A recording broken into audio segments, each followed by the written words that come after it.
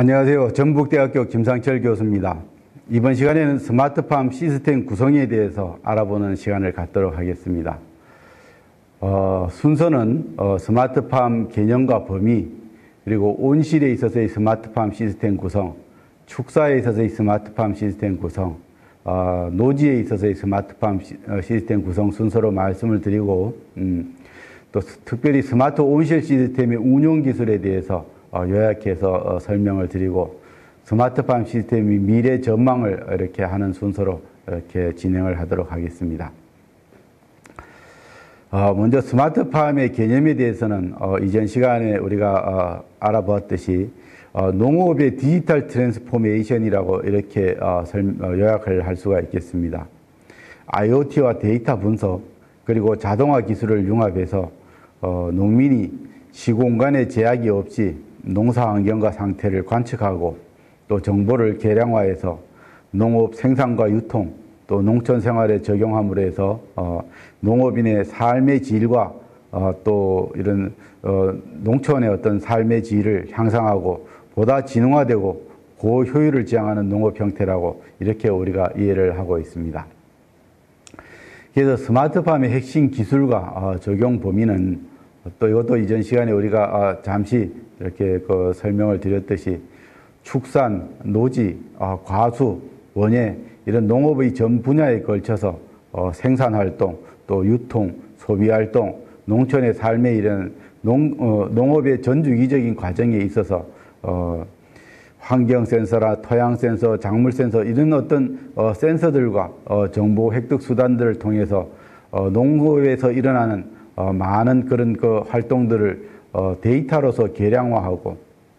이것들을 인공지능이나 클라우드, 빅데이터를 통해서 지능화하고 인터넷을 통해서 서로 공유하고 또 자료를 교환할 수 있도록 연결, 그다음에 로봇 농기계나 지능형 농기계, 인공지능을 통해서 자동화된 이런 시스템을 구축해가는 일련의 과정들을 모두 스마트팜의 범위라고 이렇게 이해하시면 좋을 것 같습니다. 스마트팜의 어떤 실현을 위한 기술적인 단계는 앞선 시간에 설명을 드렸듯이 세 단계로 이렇게 나누어서 추진이 되고 있고, 각각의 단계에서는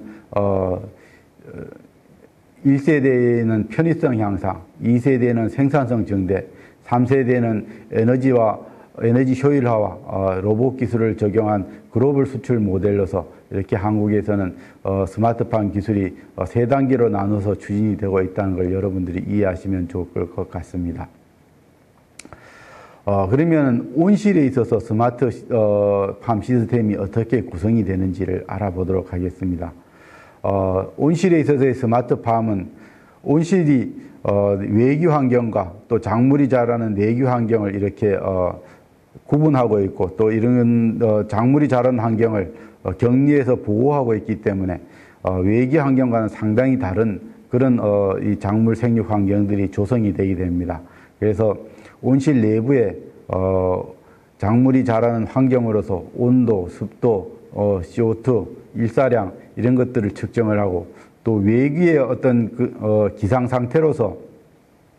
온도, 습도뿐만 아니라 풍량, 풍속, 강우, 일사 이런 것들을 측정을 해서 외기의 기상 상태가 내부의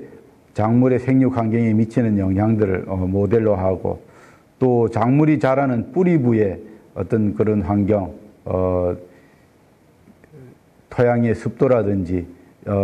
또는 토양의 PC, EC, pH와 EC 이런 것들을 측정을 해서 작물이 자라는 데 필요한 영양 상태들을 우리가 데이터로서 이렇게 계측을 하게 됩니다. 그래서 정리를 해보면은 스마트 온실에서는 센서들을 통해서 센서의 데이터를 수집하는 센서 노드와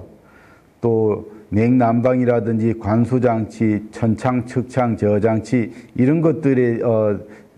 환경 제어기들을 조절할 수 있는 제어 노드, 이런 센서 노드와 제어 노드를 통합해서 관리하고 있는 통합 제어 시스템으로서의 게이트웨이, 또 인터넷으로 연결할 수 있는 수단, 또 클라우드나 서버, 또 농민들한테 이런 어떤 온실의 환경들을 인터넷을 통해서 전달해 줄 수 있는 모바일 어플리케이션 이런 형태로 구성이 되어 있다고 이해하시면 좋겠습니다. 그래서 다시 정리를 해보면 온실의 통합관리 시스템은 온실 통합 제어기를 통해서 온실의 제어 노드, 센서 노드와 이렇게 네트워크를 구성을 하고 있고 하나뿐만이 아니라 온실 통합 제어기는 한 개 이상의 여러 가지 센서 노드와 제어 노드로 구성이 될 수도 있다는 것을 여러분들은 이해를 하시면 좋겠습니다. 스마트 온실을 구성하는 주요 요소들은 우선 제어기들을 보면은 유동팬이라는 것들은 온실 안에 있는 공기들을 유동을 시켜서 온실의 환경들을 균일하게 해주는 선풍기와 같은 형태의 팬입니다. 그리고 이제 차광 커튼 개폐기, 햇빛이 너무 강할 때는 햇빛을 가려주는 그런 차광 커튼을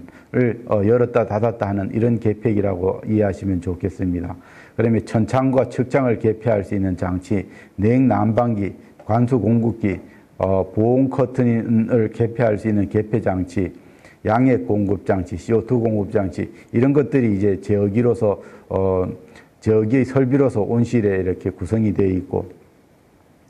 환경을 수집하는 내부의 온실 내부의 환경을 수집할 수 있는 이런 장비로서는 온도와 습도, CO2 또 토양이나 배지의 어떤 상태를 측정할 수 있는 센서들 또 양액을 측정할 수 있는 센서들 양액의 EC나 pH를 측정할 수 있는 이런 센서들이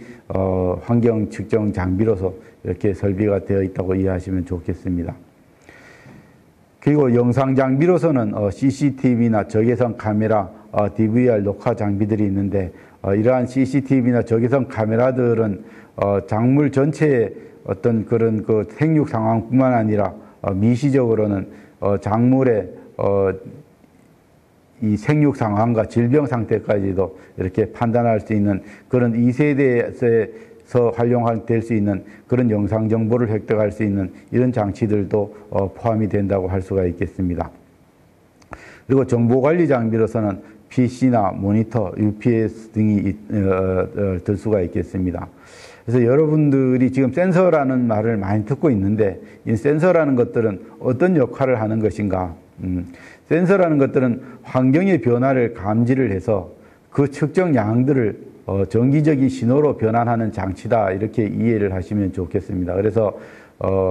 어떤 환경이나 어떤 대상의 물리량이나 화학량의 절대치나 변화량들을 감지를 해서 유용한 신호로 이렇게 변환해주는 그런 장치들을 우리가 센서라고 부르고 있습니다. 그래서 스마트팜 센서 노드에서는 이 센서와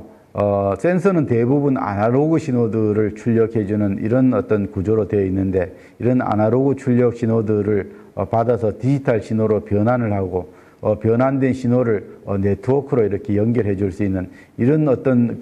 노드를 센서 노드라고 이렇게 부릅니다. 그래서 노드라는 것들은 이런 센서나 제어기의 어떤 그런 제어 장치들과 그 다음에 네트워크를 통해서 통신할 수 있는 통신 모듈을 포함한 것들을 이렇게 노드라고 부른다는 것을 여러분들은 이해하시면 좋겠습니다. 센서 노드에는, 센서에는 여러 가지 그런 이 온실의 환경들을 측정할 수 있는 센서들이 포함이 되게 되는데 특히 이제 온도 센서, 습도 센서, CO2 센서들이 있는데 온도 센서는 식물 생장 환경을 판단하거나 조절하는데 가장 기본이 되는 이런 센서로서 온도를 잘 맞춰줘야 작물이 잘 자란다는 걸 여러분들은 알고 있을 것입니다. 뿐만 아니라 습도와 CO2도 작물의 어떤 생육이나 병해충에 이렇게 긴밀한 관계가 있기 때문에 습도와 이런 CO2들에 대해서도 여러분들의 깊이 있는 이해가 필요로 할 걸로 생각이 됩니다. 그래서 습도에 대해서는 좀 이따가 이 스마트팜의 관리 요령에서 좀 더 상세하게 이렇게 설명을 드릴 수 있도록 하겠습니다. 다음에 이제 지하부 작물이 자라는 뿌리에 있어서의 센서들로서는 토양의 수분을 측정하고 또 토양의 어떤 온도를 측정하는 센서, 그 다음에 이제 토양의 정보를 측정하는 센서뿐만 아니라 양액의 정보를 측정하는 센서, 이런 것들도 중요한 그런 어떤 그 작물의 생육 환경을 판단하고 식별하는데 정보를 제공한다고 볼 수가 있겠습니다. 그다음에 온실 내부의 어떤 그런 정보뿐만 아니라 기상 상태를 측정할 수 있는 그런 외부 기상 센서도 스마트 온실에 이렇게 포함이 되어 있습니다. 그래서 외부의 기상의 온도와 습도, 그리고 바람의 방향과 속도를 나타내는 풍량, 풍속 센서, 그다음에 비가 오는지 안 오는지를 이렇게 판단해주는 강우 센서, 또 일사량 센서, 이런 것들이 외부 기상 센서로서 이렇게 포함이 되어 있습니다. 온실에 사용하는 그런 센서의 설치 기준이나 규격들을 보면은 대부분 작물의 생육 환경에서 나타날 수 있는 이런 어떤 환경들을 대체로 다 포함을 하고 있다고 보시면 되겠습니다. 그래서 광량은 0에서 2000 마이크로몰까지, 그다음에 온도는 마이너스 온도가 내려가게 되면 작물이 자랄 수 없겠지만은 그래도 작물의 어떤 그런 생육과는 관계가 없이 외부 기온이 어떤 내부 기온에 미치는 영향들을 파악하기 위해서 마이너스 20도에서 80도 정도까지는 측정할 수 있도록 이렇게 규정을 하고 있습니다. 이러한 어떤 측정 범위와 또는 해상도는 얼마나 정밀하게 이렇게 물리적인 상태들을 측정할 수 있는가를 나타내는 지표이고, 그다음에 오차 범위는 정확도, 센서의 어떤 절대적인 정확도가 어느 정도 수준인지를 이렇게 나타내는 지표라고 보시면 좋겠습니다. 이러한 스마트 온실에 설치되는 센서의 기준에 맞도록 이렇게 설치를 해야 우리가 정확한 작물의 생육 환경들을 파악을 할 수가 있을 것입니다. 이러한 센서들을 설치하는 방법은 온실 내부의 미기상 센서일 경우에는 대부분의 온실 내부에서의 환경 편차들이 입구 쪽에서 많이 발생하는 경향들이 있기 때문에 대략 한 온실 내부에서 3분의 1 정도 지점에다가 이제 온도나 습도, CO2 센서를 설치를 하되 수직 방향으로는 작물의 생장점에서 약 한 50cm 정도 근처에 이렇게 설치하는 게 좋다고 볼 수가 있겠습니다. 그리고 토양 센서나 양액 센서 같은 경우에는 금권부의 특성들을 이렇게 적절히 파악할 수 있고 전체 온실의 환경을 대표할 수 있는 이런 작물이나 배지 또는 토양의 기준점들을 설정을 해서 이러한 대표적인 어떤 그 상태를 나타낼 수 있는 지점에다가 설치하는 것이 바람직하다고 볼 수가 있겠습니다. 다음은 축산 시스템에 있어서 스마트팜의 구성들은 축산 시스템에도 온실과 마찬가지로 축산 농장 내부에 다양한 ICT 장치를 설치를 해서 가축이 이렇게 사육되고 있는 환경들을 언제 어디서나 이렇게 볼 수 있고 또 그것들의 환경을 제어할 수 있는 이런 시스템을 스마트팜 1세대 시스템이라고 하는데, 현재 이런 1세대 시스템 모델들이 이제 가축의 어떤 생육 정보와 결합이 돼서 2세대 지능형 스마트 축산 시스템으로 이렇게 발전하고 있다는 걸 말씀을 드립니다. 스마트 축산 시스템 같은 경우는 이 소, 돼지, 닭 이렇게 크게 나누어서 이렇게 모델이 별도로 설정이 되어 있고, 소 분야에서도 비유구를 관리할 것인지 또는 젖소를 관리할 것인지에 따라 모델이 조금씩 다른 측면이 있습니다. 그래서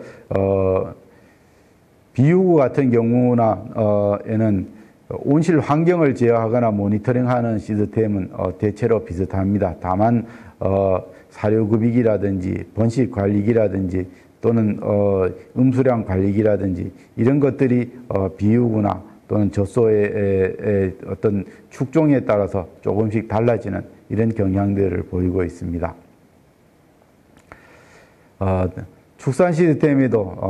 소의 경우에도 보면 환경정보 수집 장치들은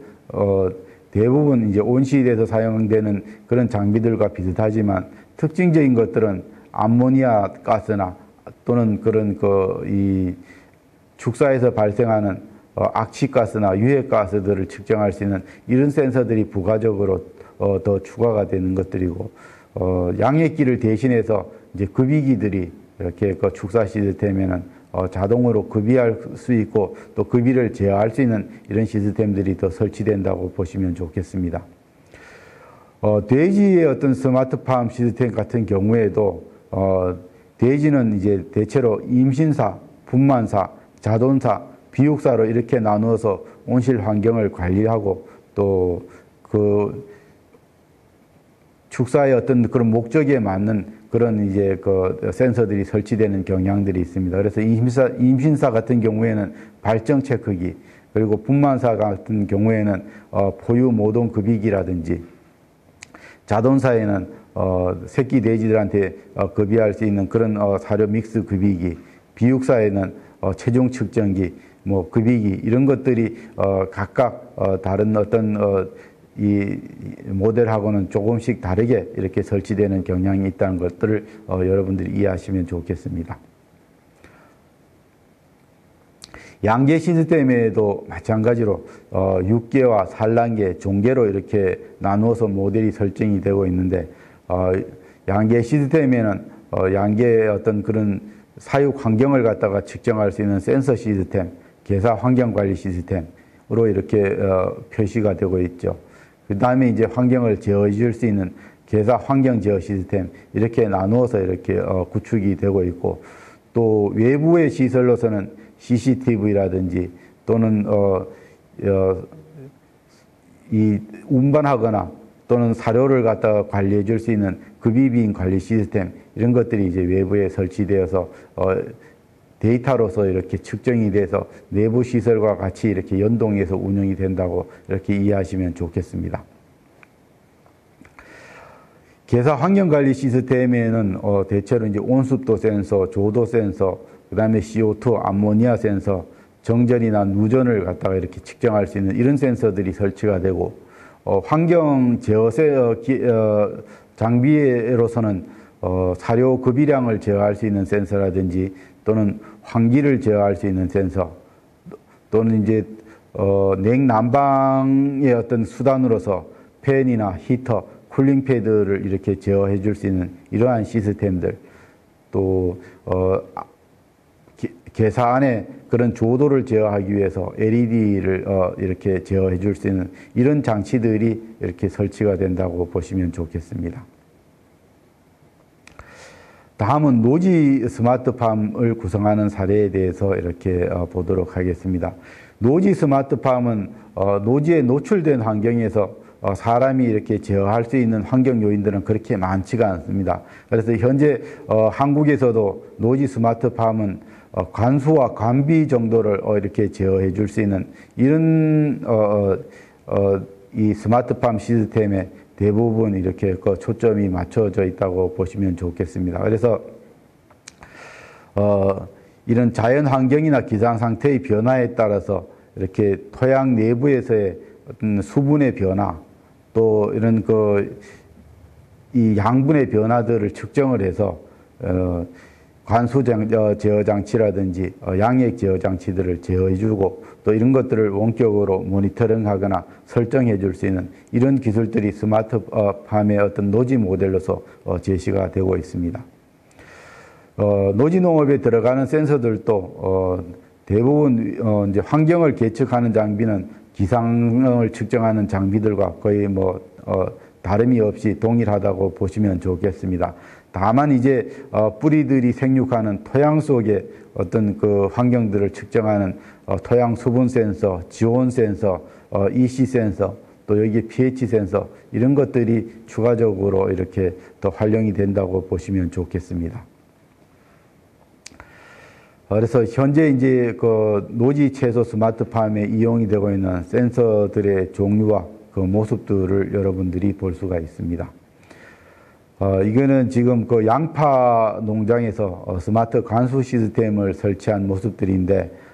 왼쪽에서부터 이제 그 배관을 갖다가 구성을 하고 펌프를 설치하는 모습들, 또 현장에서의 어떤 그런 기상 상태를 갖다가 측정하기 위해서 AWS 간이 기상들을 이렇게 설치하는 모습들을 볼 수가 있습니다. 그다음에 이제 설치된 그런 관수장치 위에다가 이렇게 이제 파종을 하고 이렇게 양파를 갖다가 정식한 모습, 이것들을 이제 원격으로 모바일 환경에서 모니터링하고 있는 이런 모니터링 창의 모습들을 여러분들이 볼 수가 있습니다. 이렇게 수집된 데이터들을 이제 효과적으로 이렇게 활용하기 위해서 이런 그 서버단에서의 어떤 그런 이 데이터의 수집과 관리, 그 다음에 이제 서비스를 위한 이런 어플리케이션들이 구축이 되게 되고, 이런 어떤 어플리케이션을 기반으로 해서 대시보드라는 것들은 이제 PC나 서버단에서의 어떤 그런 데이터들의 상태들을 가시화시켜서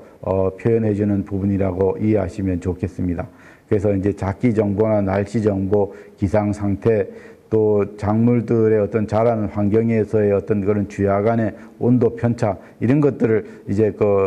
우리가 일목요연하게 이렇게 볼 수 있도록 구성한 소프트웨어라고 보시면 좋겠습니다. 이런 기상 정보를 우리가 시계열적으로 이렇게 분석을 해볼 수도 있고, 또 우리가 원하는 어떤 정보들에 따라서 변화해가는 그런 작물의 생육 환경들을 이렇게 우리가 선택을 해서 이렇게 볼 수 있도록 또 이렇게 되어 있습니다. 이런 어떤 스마트팜 시스템들을 잘 활용하고 운영하기 위해서는 작물에 대한 이해가 먼저 필요하게 됩니다. 그래서 시설 재배를 중심으로 해서 어떻게 환경 관리를 하고, 또 이런 환경들이 작물에 어떤 영향을 미치는지를 여러분들이 기본적으로 좀 알아두시면은 앞으로 스마트팜을 설계하거나 또는 운영할 때 큰 도움이 되리라고 이렇게 생각이 됩니다. 우선 식물에 있어서 가장 중요한 환경이라면은 빛 환경이라고 할 수 있겠습니다. 그래서 이 빛은 식물이 자라는 데 있어서 영양분을 합성할 뿐만 아니라 형태를 형성하고 작물이 자신의 어떤 생태 주기를 인지하고 판단하는데 가장 중요한 그런 어떤 환경으로서 인식이 되고 있습니다. 그래서 작물은 광합성을 할 때는 광보상점과 포화점에 따라서 이렇게 광을 이용을 하게 되고, 그래서 모든 작물들은 다 동일한 광의 어떤 그런 보상점과 포화점을 갖는 것들이 아니라 각기 이제 작물별로 다른 광보상점과 포화점을 갖는데, 광보상점이라는 것들은 어느 정도 이상의 광이 되어야 그때부터 이제 광합성을 시작하게 됩니다. 그래서 식물이 광합성을 시작하게 되는 이런 어떤 제일 최소의 어떤 광량을 광보상점이라 그러고, 또 광량이 증가함에 따라서 광합성이 비례적으로 이렇게 증가하게 되는데, 어느 광양 이상에서는 더 이상 광량이 증가하더라도 이런 광합성이 증가하지 않는 이런 지점이 오게 됩니다. 이런 것들을 이제 광포화점이라고 합니다. 그래서 각 작물마다 이런 광보상점이나 포화점이 다르기 때문에 여기에 맞춰서 우리가 광환경을 제어하면은 에너지라든지 또는 효율적인 작물 재배와 수확량을 극대화할 수 있을 걸로 이렇게 생각이 됩니다.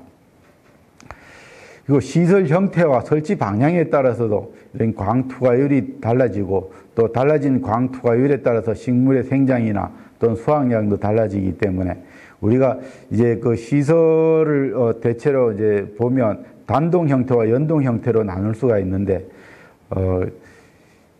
이 겨울철에는 이게 빛이 이제 많이 들어올 수 있는 어떤 시설 구조, 또 여름철에는 빛이 너무 많기 때문에 광포화점 이상으로 이렇게 빛이 들어오기 때문에 빛을 좀 줄여서 이렇게 받을 수 있는 이런 어떤 구조를 선택하는 게 좋겠습니다. 그래서 이 단동 형태의 경우에는 동서 방향 쪽으로 이렇게 온실을 배치하는 게 좋고, 연동 같은 경우에는 남북 방향으로 이렇게 배치를 해야 여름에는 비교적 광이 좀 더 적게 들어오고, 겨울에는 비교적 광이 많이 들어오는 이런 어떤 시설 구조라고 할 수가 있겠습니다. 그 다음 중요한 것들이 이제 환경 관리라고, 환기 관리라고 할 수 있겠습니다. 환기는 이제 온실 안에 있는 공기들을 대기에 있는 공기들과 이렇게 교환해주는 이런 어떤 것들을 말하는데, 온실에 있는 온도를 조절하거나 습도 또는 이산화탄소의 농도 관리를 위해서 환기 제어가 꼭 필요하다고 할 수 있겠습니다. 그래서 일사량이 강한 여름철은 자연 환기만으로 이렇게 작물이 생장하기에 적합한 기온으로 이렇게 유지하기 어렵기 때문에 환기 효율이 큰 환풍기를 이용하거나 광기환기를 이용해서라도 이렇게 환기를 촉진시켜주는 이런 수단들이 필요하고, 또 환기팬 설치 장소에 같은 경우에는 온실 북쪽 혹은 동쪽으로 하는 것들이 훨씬 그 환기에 유리하다고 이렇게 볼 수가 있겠습니다. 그리고 이제 시설 그 하우스의 길이가 50m 이상이 되면은 환풍기를 양쪽에 설치해 주는 것들이 좋습니다. 그리고 시설 폭이 한 10m 이상이 되게 되면은 환풍기를 양쪽에 이제 그 2개 이상을 이렇게 설치해 주는 것도 효과적인 환기를 위해서 좋은 방법이라고 생각이 됩니다. 이 그림은 천창만 있을 경우 또 측창만 있을 경우 천측창이 같이 있을 경우에 환기 효율을 이렇게 나타내는 것들을 여러분들이 볼 수가 있습니다. 그래서 단동 온실에서의 모습이기는 합니다만, 여러분들이 이런 어떤 환기 패턴들을 잘 이해를 하고 있다면 환기를 이렇게 조절하는 데 도움이 될 수 있을 걸로 이렇게 생각이 됩니다. 그 다음은 이산화탄소 시비에 관한 기술입니다. 탄산가스는 이제 식물들이 광합성을 위해서 이제 필수적으로 필요한 영양소라고 볼 수가 있겠습니다. 그래서 식물들이 이제 탄산가스를 흡수함으로 해서 이렇게 물하고 또 빛하고 이렇게 결합을 해서 포도당을 생성을 하게 되기 때문에 탄산가스 농도를 증가시키면은 광합성 양이나 또 광합성 속도를 증가시킬 수가 있습니다. 그래서 보통 대기 중에 있는 평균적인 탄산가스 농도는 350ppm에서 대략 400ppm 정도인데, 이러한 대기의 탄산가스 농도를 1000ppm 정도까지 이렇게 증가를 시키면 광합성이 30에서 50% 정도까지 이렇게 증가를 하게 되고, 또 수확량이나 수량 자체가 약 35%까지 이렇게 증수되는 것들을 시험 결과로서 이렇게 알 수가 있습니다. 그래서 식물의 어떤 그런 탄산가스 시용도 무조건 이렇게 이 1000ppm까지로 해주는 이렇게 증대시켜 주는 것들이 아니라 식물의 생장 단계라든지 또는 일사량, 광량에 따라서 이것들을 적절하게 맞도록 이렇게 그 탄산가스 농도를 증가시켜 줘야 되기 때문에, 이러한 환경 조건들, 광합성의 조건들을 잘 식별을 해서 이렇게 이산화탄소를 시비해 주는 것들도 효과적인 어떤 그런 데이터의 이용법이라고 할 수 있겠습니다. 그래프에서 보시는 바와 같이 해가 뜨게 되면은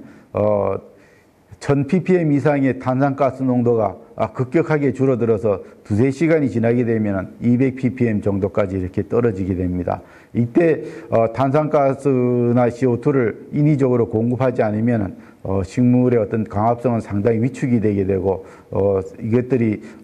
수확량 감소와 성장의 저하로 이렇게 이어지는 것들을 볼 수가 있습니다. 그래서 이때 이제 CO2를 이렇게 인위적으로 공급해주게 되면 그 CO2의 농도에 따라서 이렇게 비례적으로 수확량이 증가해가는 것들을 여러분들이 볼 수가 있습니다. 다음 중요한 것들이 토양의 수분이라고 이렇게 볼 수가 있겠습니다. 토양의 수분은 물을 관리한다는 의미인데, 물은 이제 그 식물의 생체에 중요한 어떤 주성분이기 때문에 식물에서의 어떤 물을 관리하고 또 식물을 통해서 양분을 공급해 주는 것들이 핵심적인 어떤 식물의 관리 기술이라고 이렇게 할 수가 있겠습니다. 그래서 작물이 대체로 이렇게 그 수분에 대한 스트레스를 받지 않도록 이렇게 관리해 주는 것들이 기술인데, 또 너무 과도한 수분을 공급하게 되면 수분에 의한 피해가 생기게 되고, 또 습기가 너무 많아서 숨쉬기가 어렵다든지 질병 발생을 촉진하는 이런 결과를 가져오기도 합니다. 그래서 적절한 관수 시점은 토성이라든지 식물의 어떤 생육 단계에 따라서 조금씩 다를 수가 있는데, 대체로 10에서 약 30파스칼, 킬로파스칼 정도를 관수 시점으로 해서 이렇게 이 관수를 시작하고 관수 종점은 18kPa 정도에서 이렇게 멈춰주는 것이 이렇게 관수에 적절하다고 이렇게 할 수가 있겠습니다. 양액 재배 관리는 우리가 이제 그 식물이 자라는 데 필요한 영양분들을 액체 상태로 해서 이렇게 공급해주는 기술입니다. 그래서 각각의 어떤 그런 이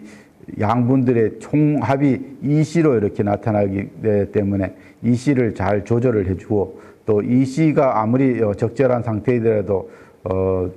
이런 양액의 pH에 따라서 작물의 흡수율이 또 결정이 되기 때문에 이런 것들을 우리가 잘 고려해서 양액의 어떤 그런 공급 전략들을 세워주면 좋을 걸로 이렇게 생각이 됩니다. 보시는 그림은 이런 원수 탱크로부터 양액기가 A액, B액, C액, D액이란 이런 이제 성분별로 조성된 양액들로부터 액체의 비료를 공급을 받아서 이걸 잘 교반을 한 다음에 이렇게 그 온실에 있는 이런 솔레노이드 밸브를 통해서 각각의 구역으로 이렇게 공급되는 것들을 개념도로 나타낸 것들이고, 이런 것들을 이제 우리가 도면상에서 보게 되면은 이러한 어떤 이 간략화된 아이콘들로 이렇게 표시를 할 수가 있을 것입니다. 급액 제어는 한 번에 이렇게 공급되는 양액의 양들을 제어해 주는 것들을 의미하는데, 이런 것들은 일사량이나 또는 그 양액의 배지의 특성들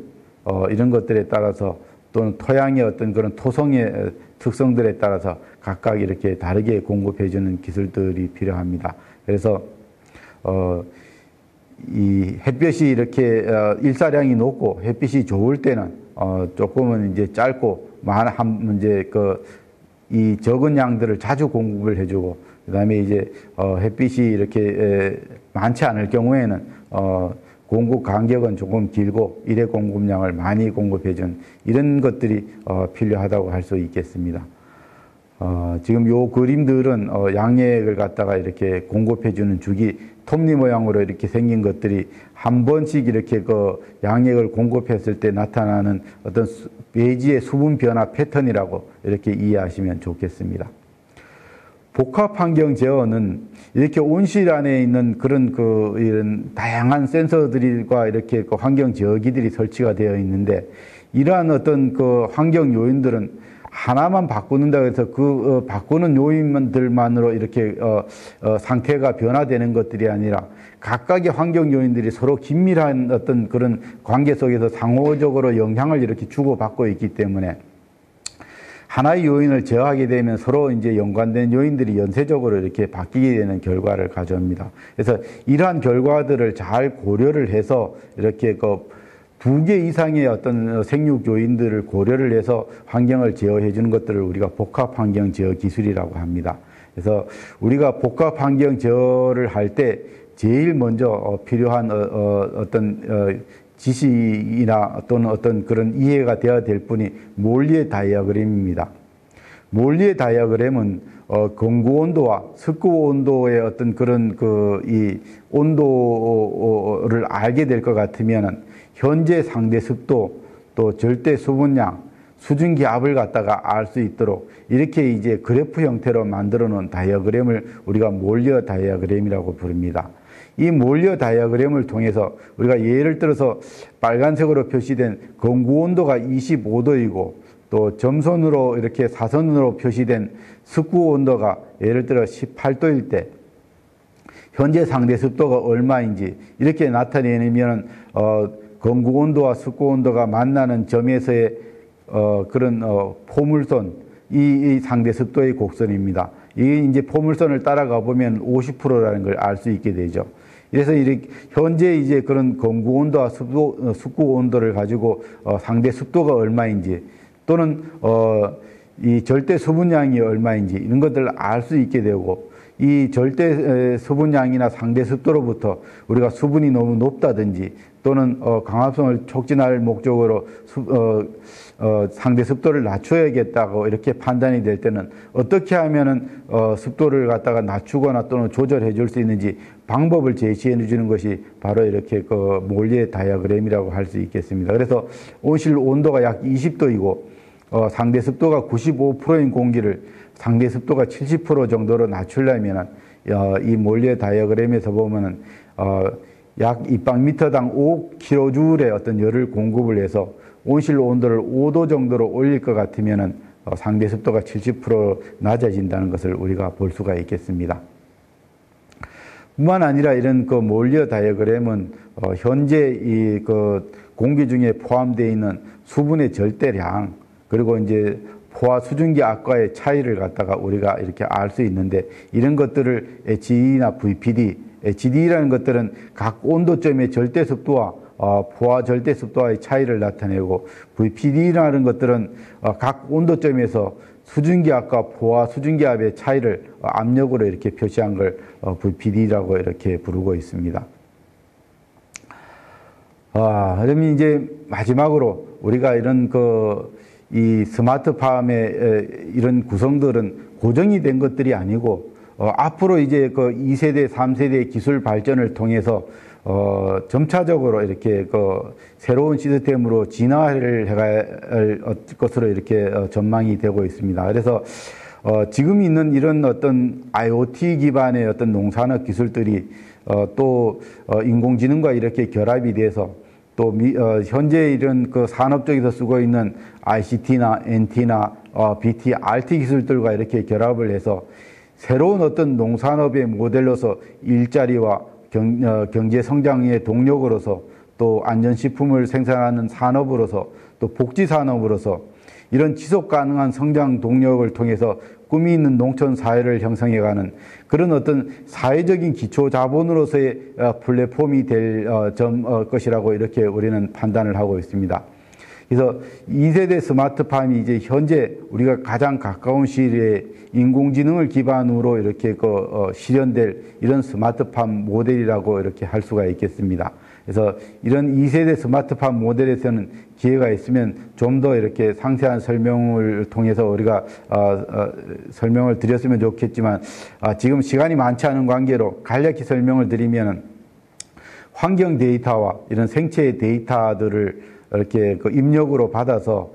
클라우드 컴퓨터의 상에 있는 인공지능이 인공지능 추론 엔진을 통해서 데이터의 유효성을 검증하고 또 이미지로 도달된 이런 어떤 정보들을 해석을 해서 각각의 어떤 생육 정보들을 추론을 한 다음에 생장이나 개화, 착과 수량, 품질에 대한 데이터들을 데이터베이스로 이렇게 저장을 하고 이 데이터베이스로부터 클라우드 서비스가 환경을 설정하기 위한 의사결정, 또 환경에 대응하기 위한 최적의 의사결정, 보안 서비스에 관한 의사결정 등을 이렇게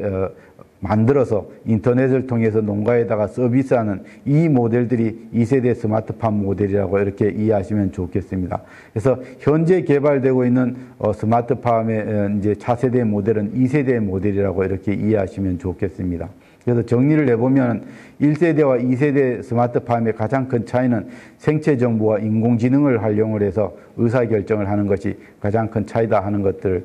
이해하시면 좋겠습니다. 이러한 어떤 스마트팜 기술들이 이제 클라우드를 기반으로 서비스를 하게 될 텐데 이런 어떤 클라우드 기반의 서비스라는 것은 농업 데이터를 인공지능 분석과 의사결정을 위해서 고성능 정보 자산들 그러니까 소프트웨어나 하드웨어들을 인터넷 기반의 가상 환경에서 내가 갖고 있지 않지만은 마치 자신이 갖고 있는 것처럼 이런 이제 정보 자산들을 활용을 해서 농사에 필요한 의사결정을 하는 이런 플랫폼을 농업용 클라우드 서비스 플랫폼이라고 부르고 이것들이 앞으로 우리 농업에 있어서의 큰 어떤 자원으로서 이렇게 활용될 전망이라는 것을 여러분들이 이해하면 좋겠습니다. 이상으로 이제 2세대 스마트팜의 어떤 기술들이 우리나라의 어떤 그런 농업 모델로서 이렇게 새롭게 개발이 되고 있고 뿐만 아니라 우리가 미래에 추구해야 될 그런 스마트팜을 구성하는 주요한 핵심 요소라는 것들을 여러분들한테 말씀을 드리면서 이번 강의를 마치도록 하겠습니다. 예, 감사합니다.